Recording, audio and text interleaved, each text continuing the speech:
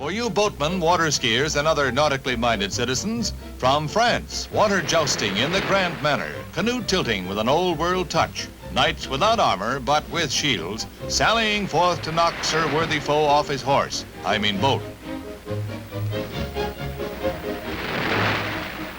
It's a battle between two provinces, Lyon and Gironde, for the championship of France. Tout suite.